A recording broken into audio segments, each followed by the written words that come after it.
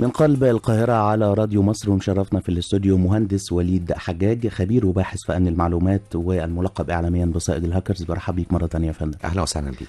طب احنا قبل ما نخرج للفاصل دينا مثلا حالات بنقول فيها ان انا ممكن اعمل سيرش عن منتج معين، الاقي اعلانات ليه طالعه في كل حاجه بستخدمها على الموبايل، ممكن حتى على الموبايل نفسه حد ذاته. ممكن ان انا بتكلم مع واحد صاحبي عن منتج معين الاقيه طالع برضه في اعلانات، وحضرتك بقى ضفت لنا جديد ان انا ممكن افكر فيه يطلع لي عنه اعلانات. حقيقي. طب ازاي؟ وممكن برضو من خلال مكالمة ماسنجر يطلع لك اعلانات.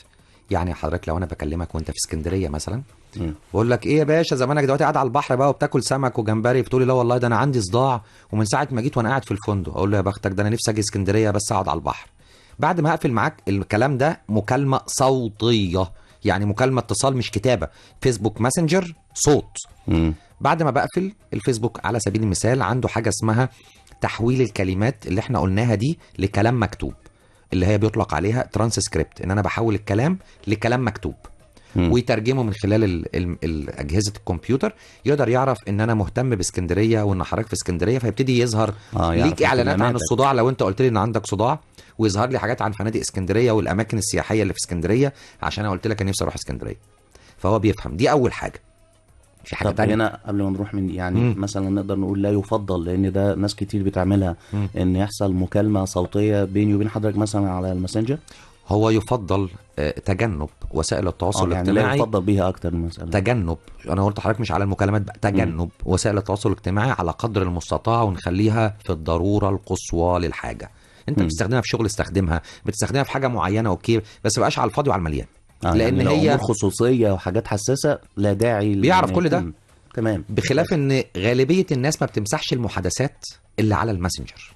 يعني لو حضرتك مثلا انا متزوج من واحده وانا مسافر بره الدوله المصريه وهي في مصر، وبكلمها وبتبعت لي صورها هي والعيال في البيت على الماسنجر، الصور دي بتفضل في الهيستوري. لو حسابي اتسرق او حسابها اتسرق عليه الصور، محدش بيمسح الحاجات القديمه. كويس. دي من ضمن الاخطار برضه، عشان كده بقول لك نحاول نقل شويه من الماسنجر. طب المهم او من السوشيال ميديا. نرجع تاني لنقطه، ادي اول حاجه عرف منها. طب الحاجه الثانيه لو انا بكتب، طب ما هو اسهل. في حاله الصوت هو خد الصوت كانت عمله كتابه، لكن ده انا بكتب. ده خد الكتابه خد الكتابه وعرف احنا بنتكلم على ايه اصلا. دي حاجه. الحاجه الثالثه، حضرتك النهارده في حاجه على كل الاجهزه اللي بنستخدمها اسمها ملفات الارتباط، او بالبلدي كده عشان الناس اللي بتسمعنا، هي عباره عن كلمه سر بتتحط كده على الجهاز، انك دورت على كذا، سالت على كذا، فتحت برنامج عملت كذا. يطلق عليها باللغه اللي احنا كلنا بنسمع عنها كلمه كوكيز. كلمه كوكيز دي هي اسمها ملفات ارتباط. حضرتك فتحت جوجل وكتبت له احدث عربيه لسنه 2021 فيها كذا كذا، اتسجل على الجهاز بتاعك سواء تليفون او كمبيوتر انك بتدور على عربيات بالمواصفات اللي انت كتبتها في كلمات البحث. طيب الكوكيز دي بقى وجودها على التليفون بيعمل ايه؟ اي برنامج بينزل على تليفونك او اي متصفح بيرجع يسالها، ايه يا حاجه كوكيز، هو وليد كان بيدور على ايه واهتماماته ايه؟ ده دور على العربيات ودور على دواء صداع ودور على فنادق في اسكندريه. طب خلاص بقى، يروح جوجل ادز او جوجل بتاع الاعلانات بيقرا الكوكيز دي، وبناء عليها بيستدعي من قاعده البيانات بتاعت الاعلانات اللي عنده ما يتناسب باهتماماتك. عشان كده المواقع المحترمه بيعرفك يقول لك ان انا بعتمد ده بقى قانون على الكوكيز. لا ده بقى قانون، فلازم ان انت توافق او ان انت مش هتوافق. جوجل في فرنسا لسه متغرمه 100 مليون يورو بسبب ان هي بتجمع بعض المعلومات عن الناس من خلال الكوكيز دي في ملفات الارتباط من غير ما تخطر المستخدمين وهم داخلين على الويب سايت، ولسه متغرمين. الكلام ده ما فيش 3-4 ايام فاتوا. اذا الرساله دي لما تيجي لنا يبقى معروف بتيجي كتير ان احنا بناخد معلوماتك اوكي، ان انا باخد بياناتك. هو بيقول لك انا باخد بيانات من على جهازك عشان تبقى عارف، باخد اللي انت بتعمله، ليه اهتمامات وميولك علشان بناء عليها ابعت لك اعلانات. بالظبط كده. ولذلك هتسمع معاك بقى في كل حته، لان بص يا فندم، كل المواقع اللي على الانترنت دون استثناء بتعمل اعلانات باستخدام جوجل ادز. جوجل ادز يعني اعلانات اعلانات جوجل بيقرا الكوكيز.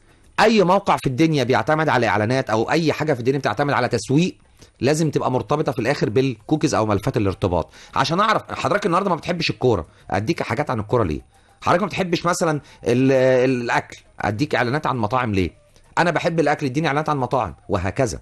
فملفات الارتباط اللي بتتحط على الجهاز دي هي بتبقى اللي بتعرف البرنامج او المتصفح او اي حاجه انت بتستخدمها اهتماماتك ايه، وبناء عليه يظهر لك في كل حته. طب لو انا بفكر بس، افكر دي اللي انا مستنيها من اول ما اطلع. ايه بقى؟ ازاي؟ سحر بقى، عارف انت قلب الحبيب. بص هقول لحضرتك على حاجه بمنتهى البساطه الشخصيه. لو حضرتك عارفني كويس وعارف سلوكي وتصرفاتي وبتعصب امتى وما بتعصبش امتى، مش تقدر تتوقع انا ممكن اعمل ايه في اي موقف، وتقدر تتوقع انا رايح لفين او هعمل ايه بنسبه كبيره، لان انت عارفني. الفيسبوك عارفك من خلال ان انا بجمع خلاص معلوماتك وبياناتك من خلال ان انا دايما عندك على الموبايل. وكل مواقع التواصل فصصت دراسه سلوك الفرد على السوشيال ميديا الى اكبر قدر صغير، يعني الى اقل حته صغيره. دخلوا اللايك بقى 5 زراير، لايك ولاف وهيت وبيعيط وزعلان عشان ما بقتش لايك بس، اللي هو انطباعك ايه دلوقتي. يعني مش عجبك وخلاص، عجبك وزعلك ولا عجبك وبسطك عشان اذاكرك اكتر واعرف تفاصيلك. في حاجه مهمه انا يعني حابب ان اقولها لحضرتك وللناس. في فيلم شهير موجود على الانترنت، الفيلم ده نازل بيتكلم على السوشيال ميديا تحديدا، اسمه معضله السوشيال ميديا. فيلم وثائقي بيتكلم ازاي الزرار ده اتعمل، الناس اللي قعدوا يفكروا في الزرار ده، الناس اللي قعدوا درسوا وذاكروا عملوه ازاي، بيذاكروا نفسيه البشر. فبالتالي السوشيال ميديا عارفه حضرتك انت رايح لفين. اذا لما كل فتره بنشوفها في مواقع التواصل الاجتماعي بيزودوا لنا ايكون من اللي هي عشان يذاكرك، خلينا نقول عشان تكون واضحه، اللي هي الانطباعات زي ما بيقولوا بالظبط. تلاقي وقت من الاوقات زودوا لنا واحده كده اللي هي فيها التفكير. ايوه، ان هو بيفكر، هو لازم يديها لك بونبونايه شكلها حلو. بص لازم عشان اخليك تستخدم الحاجه، اولا اعملها لك ببلاش، ثانيا اخليك انت محتاجها، ثالثا اخليه في عندك شغف ليها وانا اجمع بيها معلومات. طيب انا النهارده لما عرفت وذاكرتك وكل الكلام ده بقى عندي، اقدر اتوقع، فممكن اعرض عليك، انا عارف اهتماماتك وحياتك ماشيه ازاي، ممكن اعرض عليك عربيات، اعرض عليك شقق، اعرض عليك اكل.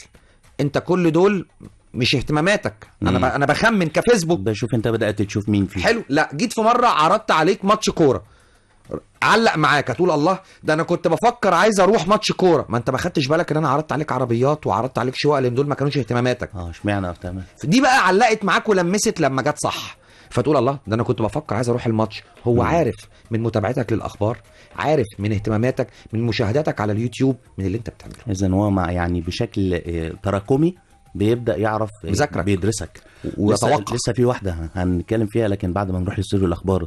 طب لو بنتكلم انا وانت كده، انا متاكد ان لما هروح هيجي لي اعلانات عن حاجه من اللي احنا بنتكلم فيها دي. تمام. هنروح لفاصل وهنرجع مره تانية مع المهندس وليد حجاج، خبير وباحث في امن المعلومات والملقب اعلاميا بصائد الهاكرز.